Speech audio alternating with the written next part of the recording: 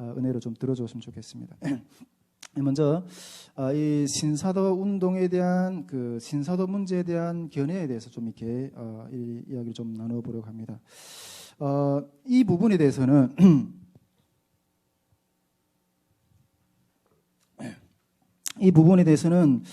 우리 선교회나 저를 좀 그런 시각으로 바라보는 어떤 시선들이 조금 있지 않는가 하는 어떤 그런 생각 때문에 이 부분을 좀 이렇게 다시 한번 나눠보려고 하는 어떤 생각이 좀 있는데, 뭐 여러 사람들을 통해서 좀 그런 뉘앙스의 이야기들을 좀 들었어요. 예. 특히 이번에 우리 이번에도 우리 여름 사역을 또 준비하고 있잖아요. 또 예수님 마음교회라는 연합에서 이렇게 나가고 있는 과정 중에 그 특별히 이렇게 말씀 학교를 이렇게 세팅하던 중에 이렇게 말씀 학교 강사들을 이렇게 추천하는 어떤 그런 것 가운데 또 간사님들 가운데 여러 가지 의견들이 있었어요. 네, 여러 가지 의견들이 있었는데 일단은 그런 여러 가지 의견들을 좀 참고를 해서 일단은 그런 반영하면서 일단은 거의 뭐 한 90% 이상은 잠정적으로 강사를 이제 이번에 말씀학교 5박 6일 말씀학교 강사를 이렇게 결정을 했거든요. 일단은 저하고 우리 박근선 목사님 두 분이서 이렇게 말씀학교를 이렇게 진행하게 될 겁니다. 여러분들이 이번 말씀학교에서도 많은 어떤 하나님의 역사를 일으켜 달라고 좀 많이 중보 기도를 좀 부탁드립니다. 예. 그렇지만은 이런 시선들에 대한 입장을 정리할 필요가 있다고 생각했기 때문에 이 부분을 좀 한번 좀 깊이 있게 좀 다뤄보려고 생각하고 있습니다. 다뤄보려고 오늘 또 이렇게 나누게 되는 겁니다. 우리 선교회는 앞으로 계속해서 연합을 향해서 나갈 거거든요. 네, 연합을 향해서 나갈 건데 이 연합을 향해서 나아가는 것 가운데 우리 연합팀들을 많이 만나게 될 거 아니에요. 네, 근데 그 연합팀들을 선정함에 있어서 이렇게 신경을 쓸 수밖에 없는 거예요. 신경을 쓸 수밖에 없는 거예요. 여기에서 중요한 것은 우리 선교회의 성향이에요. 네, 선교회의 성향. 선교회의 성향이라고 말할 수도 있지만 또 특별히 중요하게는 저희 성향을 이렇게 주목할 수밖에 없거든요. 저희 성향은 신앙적인 성향은 이렇게 성령의 사역에 대해서 상당히 이렇게 강조하고 그쪽으로 많이 이렇게 하나님 앞에 은혜를 구하고 또 열어 주시기를 기도하고 있습니다.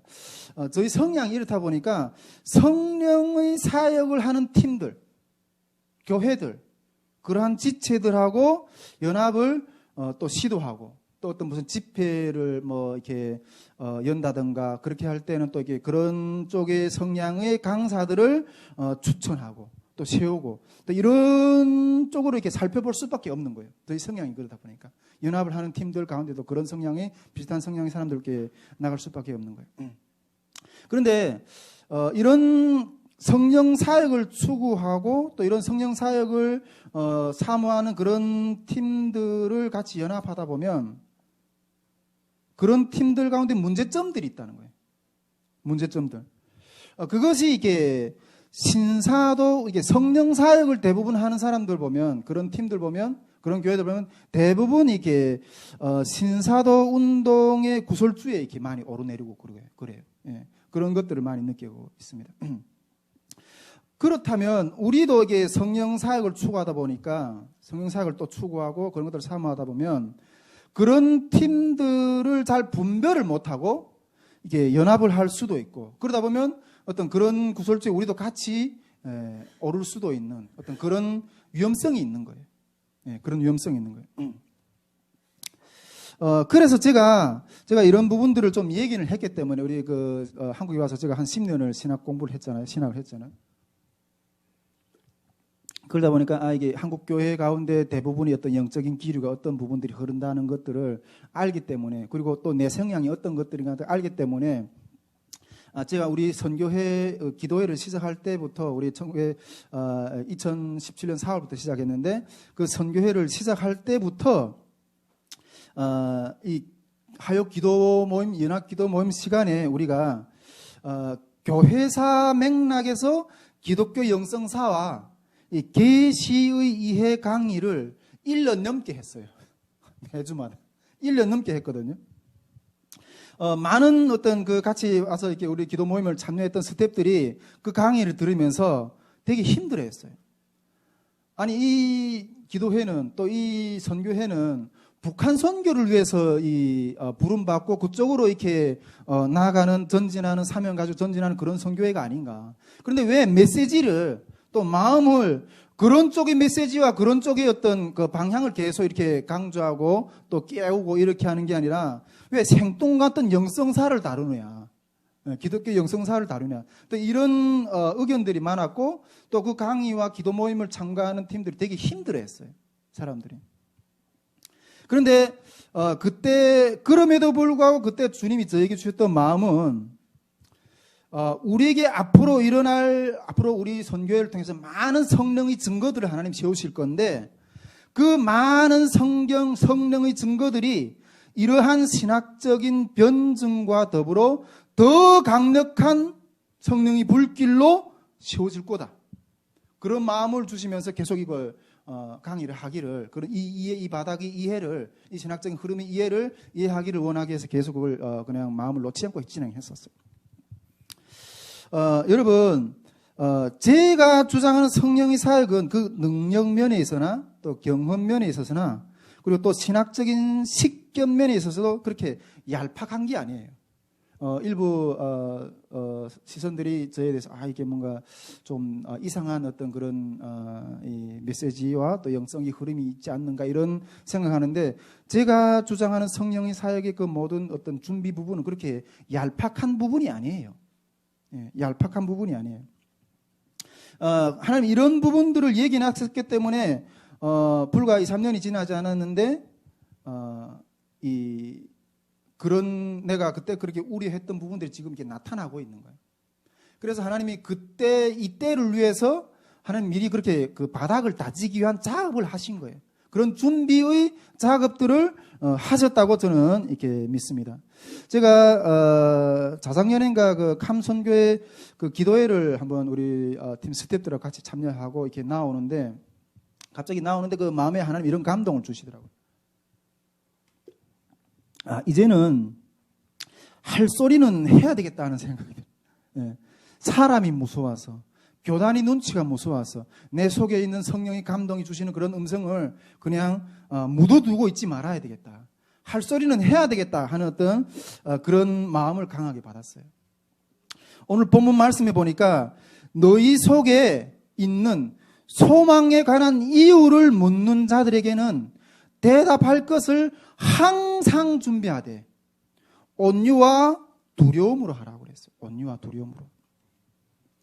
그래서 제가 이 부분에 대한 저희 견해를 좀 이렇게 정리해 보려고 해요. 저희 견해를 정리하고 또 이렇게 말씀을 드리려고 하는데 저는 오늘 이렇게 신사도 운동에 대해서 말하기보다는 어떻게 보면 이 기독교 신앙의 본질처럼 보이는 이 사도성, 신사도가 신자를 빼면 사도잖아요. 사도. 예. 이 신사도 운동에 대해서 말하기보다는 이 기독교 신앙의 본질이라고도 말할 수 있는 이 사도성에 대한 개념의 본질을 오늘 여러분들과 좀 깊이 좀 들여다보고 싶은 거예요. 사도성의 본질에 대해서. 제가 이 신사도 운동에 대해서는 제가 잘 몰라요. 예, 솔직히.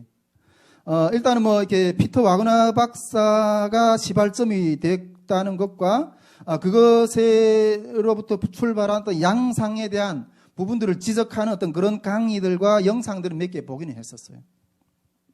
그런데 이런 논의보다는 더 본질적인 논의를 좀 해보고 싶다는 거예요. 더 본질적인 논의. 왜 사도성이 강하게 주장이 되었는가 하는 거예요. 왜 사도성이. 사도성에 대한 부분을 좀 들여다보고 싶은데 먼저 그렇다면 왜 이 사도성이 강하게 주장이 되었느냐 하는 부분들이 먼저 좀 이렇게 들여다보고 싶어요.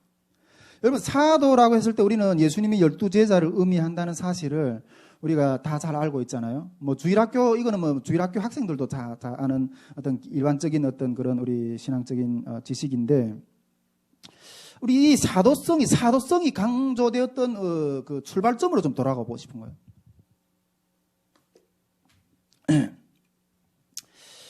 우리 초대교회 당시 예수님이 이렇게 십자가에 못 박혀 죽으시고 승천하신 이후에 초대교회가 세워졌잖아요. 그런데 초대교회 당시 이 교회를, 신약 교회를 세우는데 상당한 어떤 혼란이 제기됐어요. 왜 혼란이 제기됐는가 하면 그때 당시 수많은 이단들이 득실거렸어요. 지금도 이단이 이렇게 엄청나게 많이 이렇게 있지만은. 그런데 교회를 이제 신약 교회가 탄생돼야 되는데 이 사람은 이 소리하고 이 사람은 저 사람은 구원이 소리돼 이 소리하고 저 소리하고 이러니까 혼란스러운 거예요. 그렇다면 과연 무엇을 구원의 진리로 삼고 그 교회의 터전으로 세워야 되느냐 하는 어떤 그런 심각한 혼란들이 제기된 거예요. 여러분, 교회라는 거는, 구원이라는 거는 예수님으로부터 말미암는 거잖아요. 교회는 예수님의 말씀을 터전으로 세워주시는 것이 교회잖아요. 그런데 그 예수님은 이미 죽으시고 부활하신 후에 승천해서 지금 이 땅에는 없고, 뭐 이 사람 저 사람 여러 그 구원에 대한 또 교리 중구난방을 하고, 그러면 과연 무엇이 가장 본질적인 구원의 도인가? 이러한 심각한 혼란이 있은 거예요.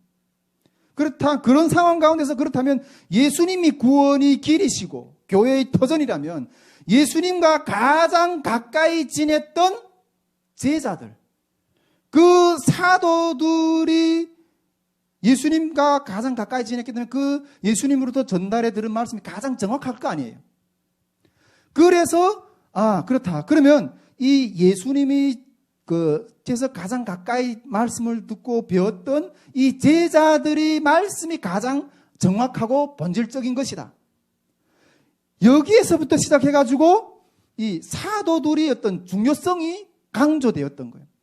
그때 이 사도들이 기록한 말들과 또 증언들과 그런 것들이 쌓여져서 성약 성경이 이루어졌고 또 사도신경도 그런 맥락에서 흘러나온 거거든요. 그런 맥락에서 길러나온 거거든요. 예.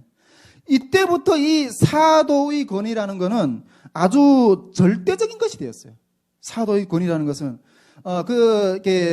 초대 가톨릭에서는 우리 그 초대 교황을 예수님의 숫제자인 베드로를 이렇게 초대 교황으로까지 이렇게 추대하죠. 그만큼 이 사도성이라는 게 상당히 중요하게 여겨졌던 거예요. 그 사도성의 권위가 지금까지도 이렇게 흘러와서 엄청난 그 권위를 행사하고 있는 거예요.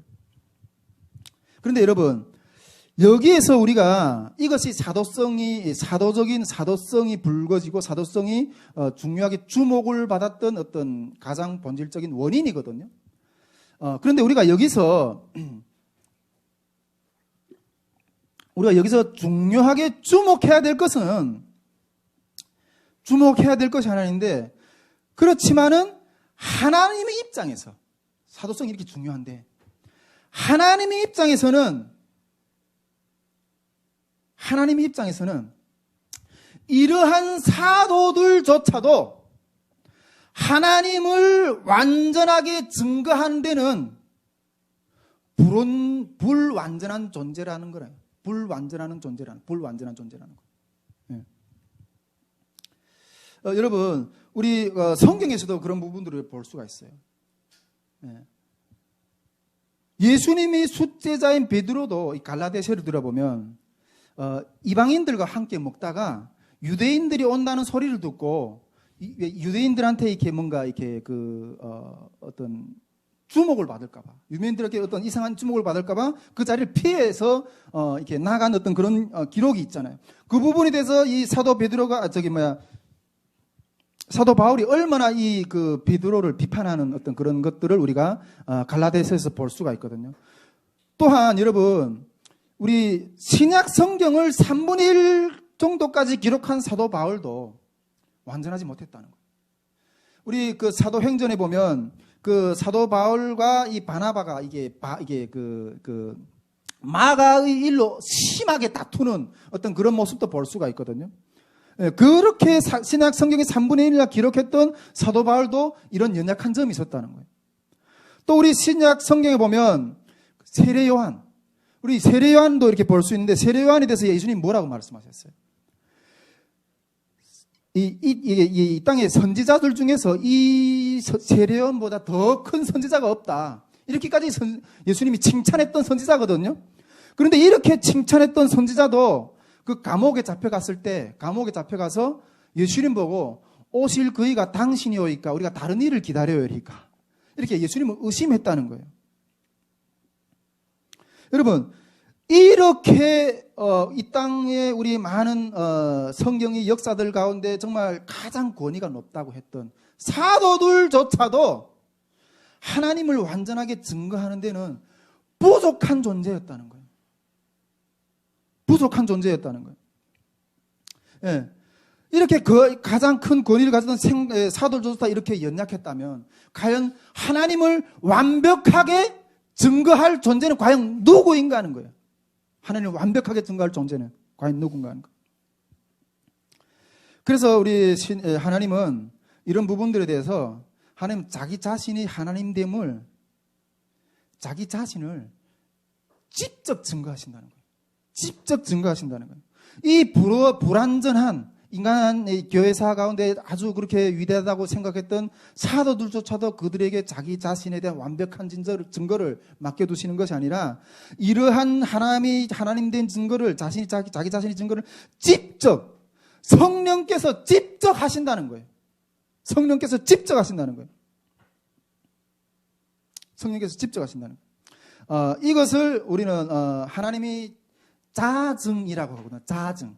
스스로 자자에 자기를 자증이라고 하거든요. 자증. 하나님 자기 자신을 직접 증거하신다는 거예요. 하나님은 자기 자신의 증거를 증거하는데 이게 사도성에 매여 있지 않으시다는 거예요. 사도성에 매여 있지 않으시다는 거예요.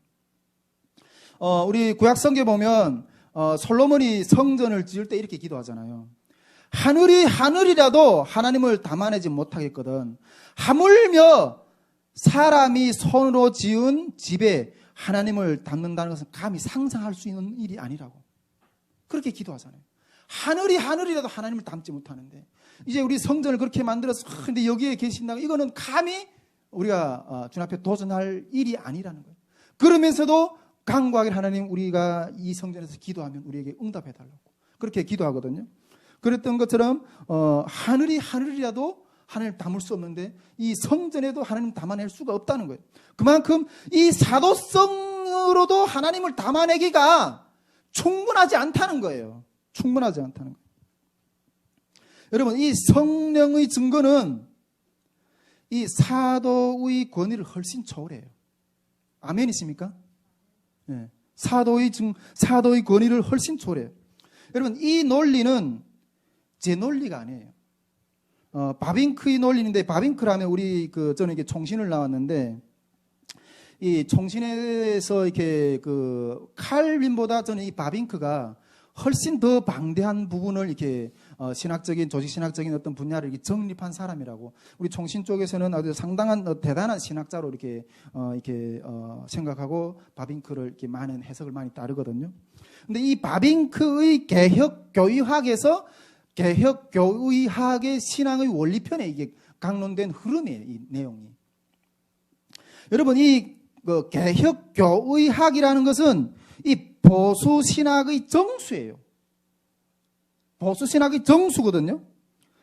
우리 보수신학은 제가 이렇게 많은 특히 이게 보수신학을 한다고 하는 교단들, 교회들에서 이 성령론, 성령사역 하는 부분들을 많이 비판하는데, 이 보수신학은 자기에게 어떤 신앙의 유산이 있는지도 잘 몰라요. 우리가 이 핸드폰의 기능을 다 알고 쓰나요? 그런 것처럼 우리 보수신학도 우리 보수신학 가운데 얼마나 귀한 유산이 있는지, 신앙 유산이 있는지도 잘 몰라요. 저는 그렇게 생각해요. 여러분, 성령이 직접 증거한다는 부분들, 하나님이 자기 증거를 직접 하신다는 것, 이런 부분들은 오늘날도 일어나고 있다는 거예요. 오늘날도 일어나고 있다는 거예요. 아멘이십니까? 네, 오늘날도 일어나고 있다는 거예요. 이 종교개혁이 주장했던 계시의 종결이 뭐고 계시의 지속이 뭔지, 제가 아까 앞에서 이야기했잖아요. 한 1년 정도 기독교 영성사를 쭉 공부했고 계시 이해에 대해서 쭉 공부했다 했잖아요. 근데 그때 제가 많은 어떤 정립을 했었는데, 이 종교 개혁이 말하는 계시의 종결이 뭐고 계시의 지속이 무언지 제가 좀 시간이 있으면 한번 좀 이렇게 같이 우리 선교회 안에서도 그렇고 좀 이렇게 공부를 좀 해보고 싶다는 마음이 있어요. 이전에 제가 같이 했던 분들은 이렇게 공부를 같이 했는데 지금은 거의 뭐 그런 분들이 없어서 그러는데, 우리는 뭐 제가 여기서 간단하게 좀 어떤 요점을 말하면 이 삼각관계를 잘 이해를 해야 돼요. 기록된 성경과 오늘날도 역사하시는 성령, 그리고 구원의 존재인인 나, 이 삼각관계를 잘 이해를 해야 돼요. 이런 이해가 없으면 잘못된 구원의 길도 갈 수도 있다는 거예요. 여러분, 이거 심각한 문제예요. 심각한 문제예요. 자, 앞에서 이 사도들이 권위를 넘어서 예수님은, 우리 하나님은, 성령님은 자기를 직접 증거하신다고 그랬는데, 우리 신약 성경에서도 보면, 신약 성경에서 사복음서에도 보면 예수님께서 자기를 증거하기에 정말 수많은 애타는 어떤 그런 몸부림을 하는 모습을 우리가 역력히 읽을 수가 있어요. 예수님도 이 신약 성경에서 사복음서에서 자기 자신을 증거하기 위해서 애타게 노력하세요. 애타게 노력하세요. 정말 사복음서에 보면 수많은 예수님께서 기적을 일으키시고 엄청난 강력한 어떤 말씀을 전했음에도 불구하고 그 예수님이 하나님이 아들이라는 것을 사람들은 믿지 못하잖아요. 믿지 못하잖아요. 예. 그래서 예수님 나중에 이렇게도 말씀하세요.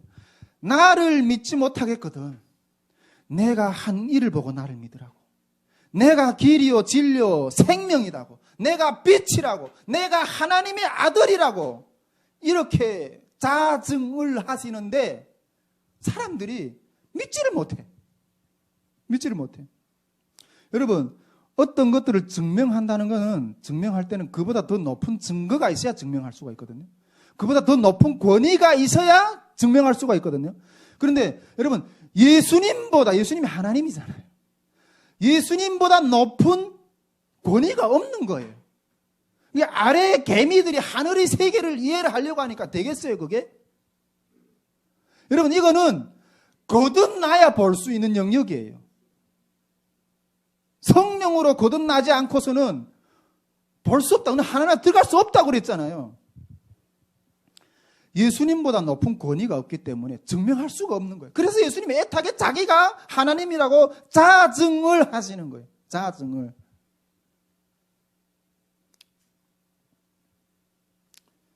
이 예수님의 권위를 증명할 수 있는 이 땅에는 권위가 없어요.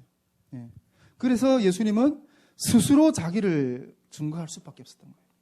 그래서 성경도 마태복음 11장 25장을 해서 27절에 보면 아들과 또 아들의 소원대로 계시를 받은 자 외에는 아버지를 아는 자가 없다고 그래요. 계시를 받은 자 외에는 아는 자가 없다고 이렇게 하고 있어요. 그렇다면 이 받은 부분에 대한 판단과 판단은, 이 받은 부분에 대한 이 판단은 누가 과연 해주는가 하는 거예요. 누가 과연. 이 받은 부분에 대한 판단은 세상의 그 어떤 최고 재판정도 판전은 온전한 판단을 내릴 수가 없어요. 그래서 우리 그 종교 개혁사를 보면 루터가 이게 종교 재판정 가운데서도 담대할 수 있었던 것은, 루터가 종교 재판정 앞에서 담대할 수 있었던 것은 이 세상 재판정보다 더 높은 하나님의 재판정이 있기 때문에 담대할 수가 있었던 거예요. 여러분, 우리 지금도 이 세상 재판정이 뭐 대법원이고 뭐 얼마나 많은 판정을 굽게 하는 그런 판정들이 하는 것들이 보여요. 이 세상 재판정반, 재판정이 제대로 된 판결을 안 하면 누가 과연 이 땅 가운데서 바른 길을 제시할 수가 있어요. 세상 재판정도 그렇지만 이 종교 재판정도 얼마나 많은 이 기독교 역사 가운데서 하나님의 진리를 선포하는 선지자들을 죽였어요. 아벨로부터 해서 그 예수님 시대에 그렇게 오는 예수님 시대까지 그 수많은 자들을 피를 죽였다고. 예수님 시대만 그랬나요? 그 이후에 교회 시대 쭉 모든 역사 가운데 그 종교 재판정이라는 것은 얼마나 많은 사람들을 하나님의 이름으로 못 박혀 죽였어요. 그러나 그 가운데서도 사람들이 담대할 수 있는 것은 이 세상의 재판정이 끝이 아니기 때문이에요. 이 세상의 재판정보다 더 높은 영원히 변하지 않은 그 하나님의 재판정 앞에서 바른 판결을 받기를 원했기 때문에 이 세상의 재판정의 판결을 두려워하지 않고 나아간 거예요. 여러분, 그러면 이 받은 것들에 대한 판정을 할 데가 없잖아요. 이래서 이게 혼란스러운 거예요. 어떤 면에서 이래서 혼란스러워. 이거는 영들이 세계인 거예요. 받은 자만 안다고. 영들이 세계인 거예요. 그래서 이단들이 솔직히 이런 성격 때문에 이단들이 많이 등장을 해요. 이게 종교개혁 이후에도 이단들이 상당히 많이 등장하고 있는데, 근데 이게 종교개혁의 담대함이었고, 카톨릭 종교개혁이 이런 부분들을 여기서 그 부분에 대한 깊이 있는 어떤 설명까지 하기 힘들지만 종교개혁은 이 부분을 주장하며 나갔거든요. 그래서 이 성경이 우리 손에 들어온 거예요.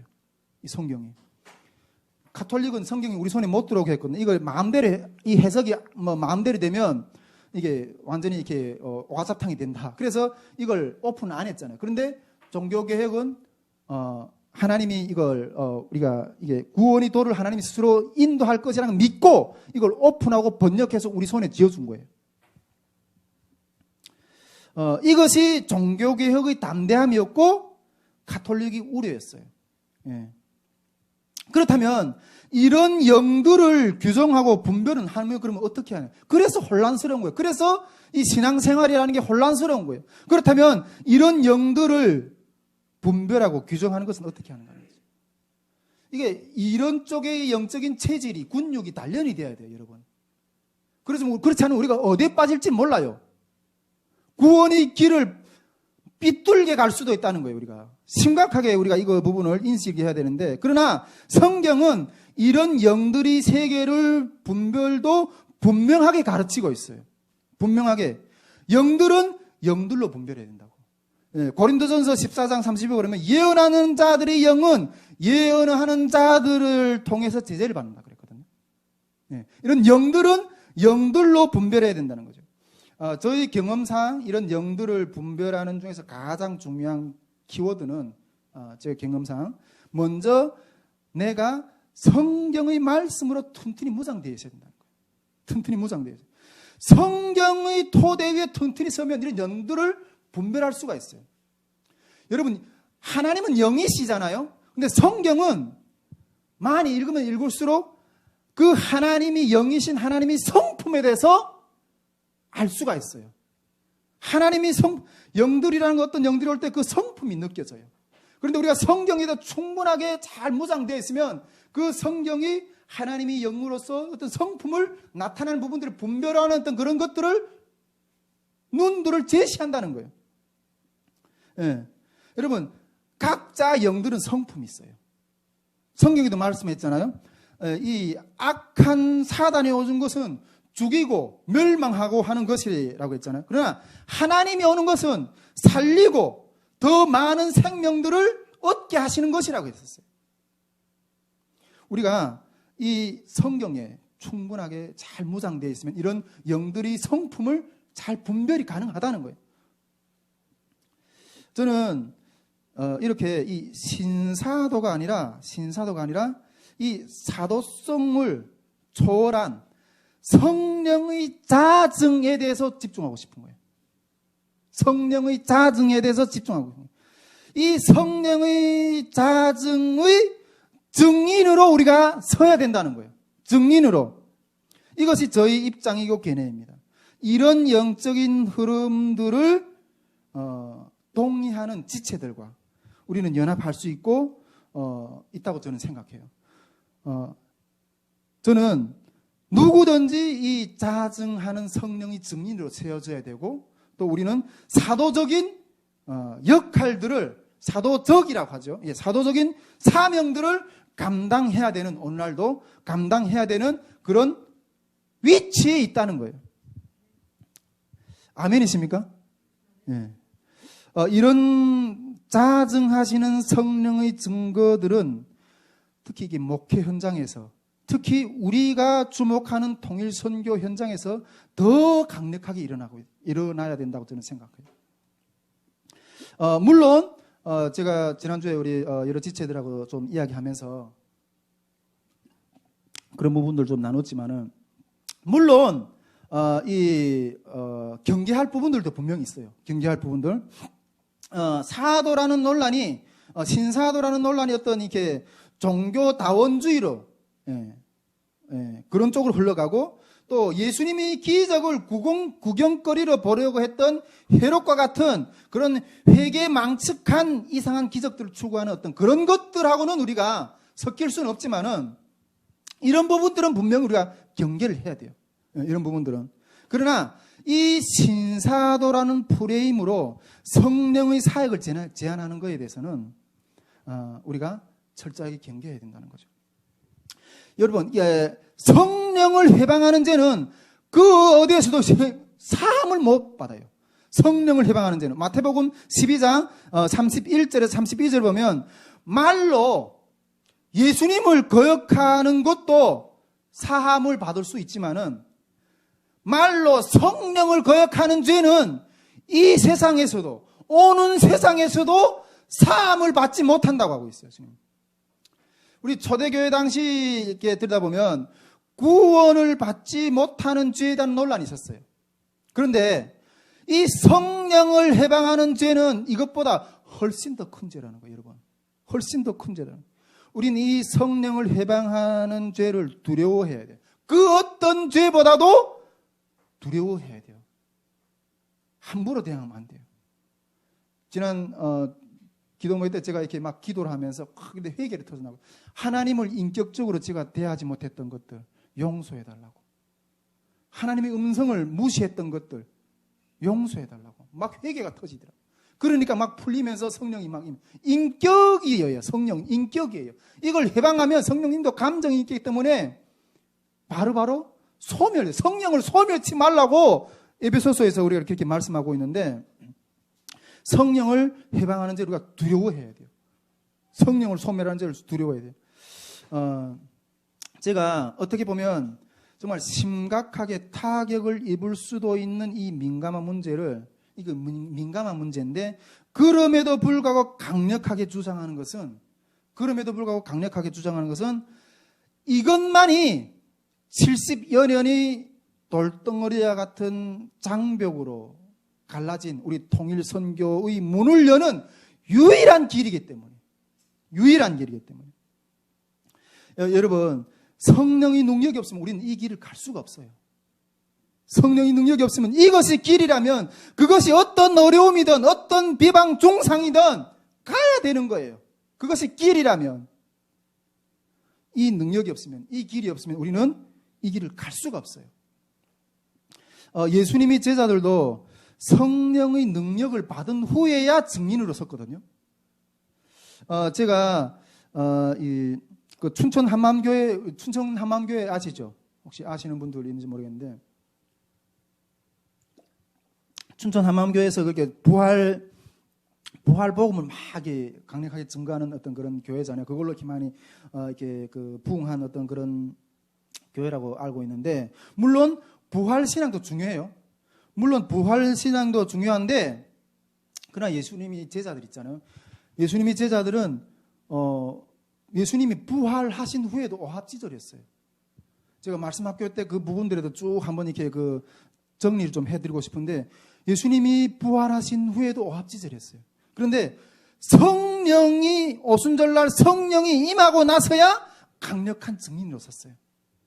권능을 받아가지고 권능을 받은 후에야 오순절날 성령이 임해서 강력한 권능을 받은 후에야 관원들 앞에서도, 로마의 군정 앞에서도 담대하게 증거했고, 병든 자를 고쳤고, 하나님이 말씀 앞에 수많은 회개의 역사, 구원의 역사들이 일어났던 거예요. 구원의 역사들이. 이 통일 선교 현장에서 내가 좀 이렇게 신학 공부만 요즘에 우리 스태프들 가운데 이렇게 신학 공부를 열심히 하신 분들 보니까 내가 옛날에 신학 공부할 때 그 열정이 확 이렇게 그 신학의 학문이 세계에 막 충만해서 있는 어떤 그런 모습들이 좀 보이는 것들을 좀 이렇게 느꼈는데 저도 정말 제가 가지고 있는 제가 얼마나 이렇게 중국에서 성경을 백독을 했고 신학을 10년 넘게 했어요. 그런데 제가 가지고 있는 지식으로는 그 목회 현장에 나갔을 때 그 묶인 영혼들에게 아무것도 해줄 수 없는 거예요. 아무것도 해줄 수 없는 거예요. 우울증, 귀신 들려서 힘들어하는 자, 질병 들려서 고통하는 자, 가난, 마약, 마음의 상처, 이혼, 사망, 죽음 이런 고통에서 이런 자들이 아무것도 해줄 수가 없더라고요. 그들 앞에 내가 배운 것을 가지고 선포했는데 그것들이 굴복하지 않더라고요. 굴복하지 않더라고요. 여러분, 성령의 증거는 이런 어둠의 실체들 가운데 하나님의 됨을 나타내요. 하나님의 됨을 나타내서 그들을 그리스도께로 인도하셔요. 그리스도께로 인도하는 것 가운데서의 증거들을 나타냈어요.